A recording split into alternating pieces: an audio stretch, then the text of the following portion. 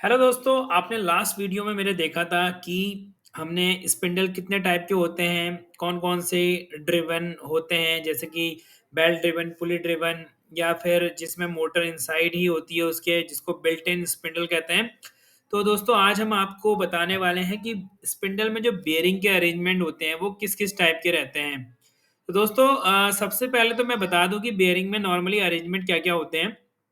अगर बात करें एंगुलर कॉन्टैक्ट बेयरिंग की या फिर टेपर रोलर बेयरिंग की, ठीक है दोस्तों? तो दोनों में ही हमारे कुछ-कुछ अरेंजमेंट होते हैं क्योंकि वहाँ पे बैक और फेस का वहाँ पे कहीं रोल रहता है। जैसे कि आपने सुना होगा कि फेस टू फेस अरेंजमेंट या बैक टू बैक अरेंजमेंट या फिर टैंडेम अरेंजमेंट। तो वही सबसे पहले मैं आपको दिखा दूँ। जैसे कि जो पहला डायग्राम है वो तो है पेयर बेयरिंग। अगर आप कोई बेयरिंग को पेयर में मँगा रहे हैं, तो नॉर्मली पेयर में मँगाते वक़्त आपको अगर ये आधा यहाँ पे वी मार्क एक में दिखेगा, फिर कंप्लीट होता हुआ दूसरे में दिखेगा, तो इसका मतलब तो यही है कि आपको जब पेयर में इसको लगाना है, तो आपको वी मार्क को पूरा मैच कर लेना है। ठीक है दोस्तों? लेकिन अगर आपके पास इंडिविजुअल बेयरिंग है, जिसमें कि सपोज़ ये बेयरिंग है और इसमें एक वी मार्क बना हुआ है, फिर दूसरा एक बेयरिंग है, उसमें एक वी मार्क बना हुआ है, तो आप किस तरीके से उसको सेट करते हैं एज़ पर ड्राइंग।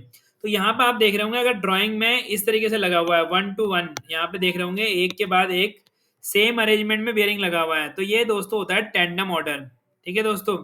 फिर आता है back to back. Back to back में देखिए ये चौड़ा वाला जो वी का मार्क है वो चौड़ा वाला एक दूसरे के पास होते हैं और जो नोच होती है वो एक दूसरे से दूर होती है। ये नोच होती है तो एक दूसरे से दूर होती है, तो इसको हम बैक टू बैक अरेंजमेंट कहते हैं। वहीं फिर फेस टू फेस अरेंजमेंट में ठीक इसका उल्टा होता है।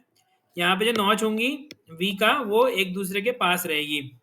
तो ये होता है हमारा फेस टू फेस अरेंजमेंट। तो नॉर्मली जो स्पिंडल्स रहते हैं या फिर बॉल स्क्रू रहते हैं उसमें बैक टू बैक ज़्यादा अरेंजमेंट हमारा यूज़ होता है क्योंकि वहाँ पे रिजिडिटी हमें अच्छी चाहिए होती है। अब सबसे पहले बात करते हैं गियर ड्रिवन स्पिंडल की। तो यहाँ पे आप देख रहे होंगे बेयरिंग कौन-कौन से लगे हुए हैं। तो यहाँ पे आपको टेपर रोलर बेयरिंग दिख रहे होंगे। यहाँ पे रोलर ये टेपर है और टेपर रोलर बेयरिंग नॉर्मली इस तरीके से दिखता है। अगर आप ड्राइंग देखेंगे तो इसकी अगर ड्राइंग आपको बनानी होगी तो इस तरीके से बनेगी। यहाँ पे इस तरीके से एक लाइन आएगी, इस तरीके से एक लाइन, यहाँ पे ये लाइन इस तरीके से दिखाई देंगी ड्राइंग के अंदर। तो दोस्तों यहाँ पे नॉर्मली टेपर रोलर बेयरिंग हो या एंगुलर कॉन्टैक्ट बेयरिंग हो जो सेट में लगती हैं वो नॉर्मली बैक टू बैक लगती हैं। अब यहाँ पे बैक टू बैक अरेंजमेंट किया हुआ टेपर रोलर बेयरिंग और पीछे आपको दिख रही होगी double row cylindrical roller bearing. तो ये नॉर्मली वहाँ यूज़ की जाती है जहाँ पे हमारे जो रेडियल फोर्सेस होते हैं वो ज़्यादा रहते हैं और वहाँ पे इसलिए इस बेयरिंग का यूज़ होता है क्योंकि एक्सियल फोर्स ये नहीं लेती हैं। तो नॉर्मली इस स्पिंडल के अंदर इसको support bearing as a use किया गया है। और यहाँ पे टेपर रोलर बेयरिंग जो आगे यूज़ किए हुए हैं, टेपर रोलर बेयरिंग वहाँ पे यूज़ होते हैं नॉर्मली जहाँ पे एक्सियल फोर्सेस ज़्यादा होते हैं काफ़ी और स्पीड वहाँ पे जो स्पिंडल की रोटेशन स्पीड होती है वो कम होती है। तो नॉर्मली ये जो मिलिंग कटर्स होते हैं बड़े-बड़े जहाँ पे मशीनिंग्स के लिए यूज़ किए जाते हैं या फिर बोरिंग बार, तो जो बड़े आपने देखे होंगे जहाँ पे स्पीड स्पिंडल की कम होती है बट जो कटिंग मटेरियल रिमूवर रेट होता है या फिर जो कटिंग स्पीड होती है वो यहाँ पे या कटिंग मटेरियल जो होता है वो काफ़ी ज़्यादा निकलता है। तो वहाँ पे ये अरेंजमेंट यूज़ होता है। पीछे आपको दिख रहा होगा एक गियर, तो ये गियर ड्रिवन स्पिंडल है। ये जो हमारा इनपुट यहाँ पे हो सकता है कि यहाँ पे एक गियर जो मोटर के साथ हो उससे ये ड्रिवन ड्रिवन हो। तो यहाँ पे टेपर वाला बेयरिंग है और double row cylindrical bearing use हो रही है और नॉर्मली इसमें जो ग्रीस होता है वो एनबीयू 15 ग्रीस का यूज़ करते हैं और ग्रीसिंग ही यहाँ पे नॉर्मली यूज़ की जाती है जो हमारे जो भी बेयरिंग्स होते हैं उसके लुब्रिकेशन के लिए। अब दूसरा आता है बेल्ट ड्रिवन स्पिंडल। तो बेल्ट ड्रिवन स्पिंडल में पीछे बेल्ट रहेगी बस गियर की जगह। बाकी इसमें आप देख रहे होंगे एक cylindrical roller bearing double cylindrical roller bearing आगे लगी हुई है। यहाँ पे एंगुलर कॉन्टैक्ट बेयरिंग का एक सेट लगा हुआ है। देखिए यहाँ पे double direction angular contact ball bearing लगी हुई है और उसके बाद यहाँ पे आपको दिख रहा होगा उसके बाद यहाँ पे पीछे आपको दोबारा से double row cylindrical roller bearing लगी हुई है। ठीक है, तो ये अलग टाइप का है। यहाँ पे ये नॉर्मली हमारे CNC turning machine, machining centre, boring machine, milling machine में यूज़ होते हैं इस तरीके के अरेंजमेंट। तो फिर अब दूसरा आपको दिखाते हैं। इसमें सेम उसी तरीके का था जैसा हमने पहला देखा था। बट यहाँ पे क्या है, यहाँ पे 3 बेयरिंग का सेट लगा हुआ है, उसमें 2 बेयरिंग का सेट था आगे, पीछे सेम इसमें वही लगा हुआ है, double row cylindrical roller bearing, support bearing की तरह यूज हो रहा है। बाकी जो लोडिंग प्री लोडिंग हमारी जो एक्यूरेसी आती है वो आगे वाली बेयरिंग से आती है। तो यहाँ पे जो आगे वाला बेयरिंग का अरेंजमेंट है वो आपको दिख रहा होगा, 2 बेयरिंग यहाँ पे एक ही डायरेक्शन में लगे हुए हैं और तीसरा जो है वो डिफरेंट डायरेक्शन में है। तो यहाँ पे आपको ये बैक टू बैक अरेंजमेंट दिख रहा होगा पीछे वाली 2 बेयरिंग का, और बाकी जो आगे वाले 2 बेयरिंग हैं वो टेंडम में लगी हुई हैं। देखिए ये बेयरिंग दोनों टेंडम में लगी हुई हैं, एक ही डायरेक्शन में है, और जो पीछे की ये वाली 2 हैं, 1 और 2, ये बैक टू बैक लगी हुई हैं। ठीक है, तो यहाँ पे normally tandem arrangement axial force ज्यादा होंगे एक डायरेक्शन में, तो इसलिए यहाँ पे जो 2 बेयरिंग है वो टेंडम में लगाई हुई है। उसके बाद आता है बिल्ट इन स्पिंडल। अब बिल्ट इन स्पिंडल मैंने कल भी बताया था आपको दूसरे मेरे वीडियो में, जो इससे पहले वाला वीडियो था।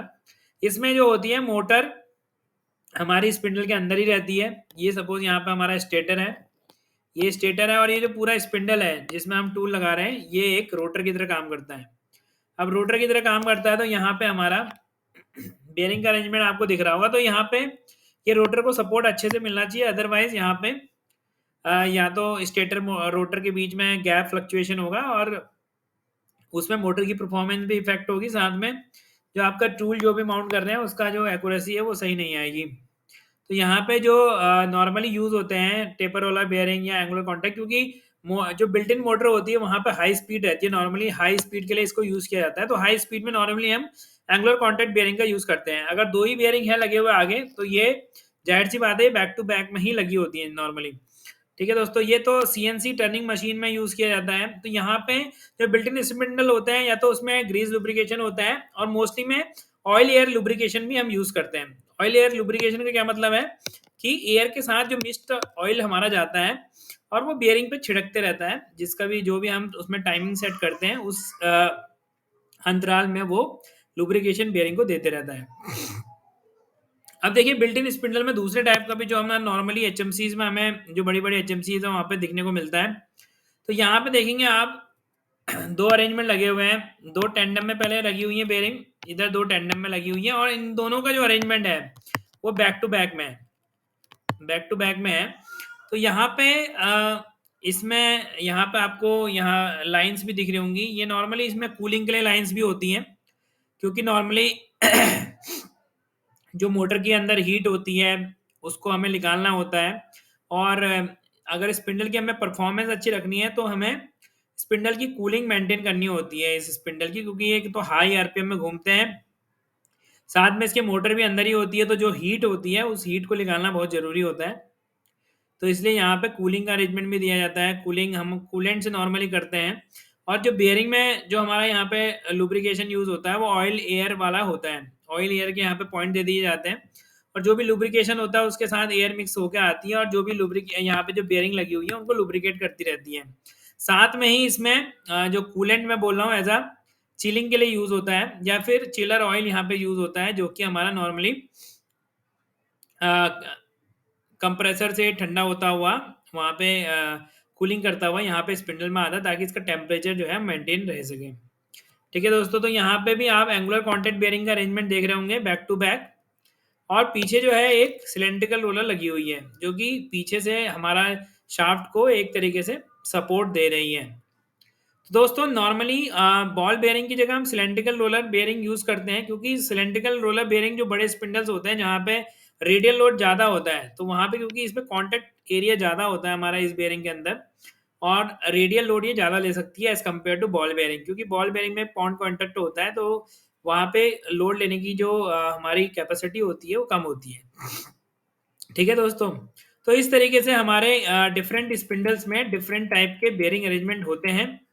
तो हमें सबसे इम्पोर्टेंट चीज़ तो बेयरिंग अरेंजमेंट में हमें ध्यान में सबसे पहले तो ये रखना पड़ेगा कि हमारा टेंडम कहाँ यूज़ हो रहा है, बैक टू बैक कहाँ यूज़ हो रहा है, फेस टू फेस कहाँ पे यूज़ हो रहा है, और साथ में ही हमें सिंबल पढ़ने आने चाहिए कि वी मार्क लगा हुआ है तो किस तरीके से वी मार्क को हम पढ़ेंगे, किस तरीके से ड्राइंग को पढ़ेंगे, ताकि अगर आप कभी भी डिसमेंटल करते हैं कोई भी स्पिंडल को, तो वहाँ पे जब आप दोबारा असेंबल करें तो आपकी गलती होने के चांस बिल्कुल ज़ीरो रहें। ठीक है दोस्तों, तो फिर मिलेंगे एक नए टेक्निकल टॉपिक के साथ, तब तक के लिए दीजिए इजाजत। नमस्कार, जय हिंद, जय भारत। पढ़ेगा इंडिया तभी तो स्किल बनेगा इंडिया।